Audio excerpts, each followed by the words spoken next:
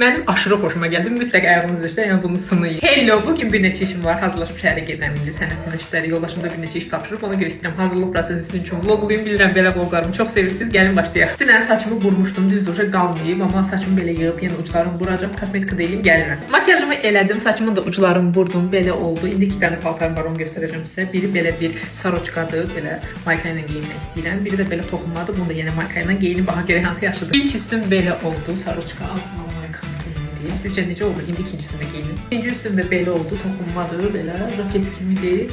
Sizcə hansı daha yaxşıdır? Çox yararsız qaldım. İkisi də məncə qəşəngdir. Kombin olaraq bunu seçdim. Düşünürəm bu daha qəşəng oldu. Siz necə düşünürsünüz? Mənə mütləq şərhlərdə yazın. Bir də sizə duxumu göstərmək istəyirəm. Keçən gün sizin yazınızda paylaşmışdım ki, Ivroşada qəşəng duxular var. Mən də özümə birini əldə etdim. Plain Soleil-dir məndəkinin adı. Çox qəşəng çiçəksi qoxusu var. O qədər qəşəngdir ki, o gündən bəri vururam. Məndən hamı soruşur ki, bu nə qoxudur belə. Mənim aşırı xoşuma gəldi. Mütləq ayağınız üstə, yəni bunu sınayın. Sən məndən ətrafımdakılar çox soruşur ki, necə edirsən ki, duxun qalıcı olur? Əslində çox sadədir. Mən duxunu soyuq yerdə saxlamaq sevirəm. Çox vaxt xaladenikə qoyuram və ya da soyuq otaqda saxlayıram. İsti günəşlə təmasa girməməlidir. İkinci olaraq qulağımın arxasına vururam. Bir də bu körpücük sümüyü deyirlər bura. Bir də saçımın ortasına. Elə düşünürəm ki, daha qalıcı olur. Hazırlaşdım, çıxıram evdən. Siz də bu tip vloqları sevirsinizsə mənə mütləq şərhlərdə yazın. Hələlik.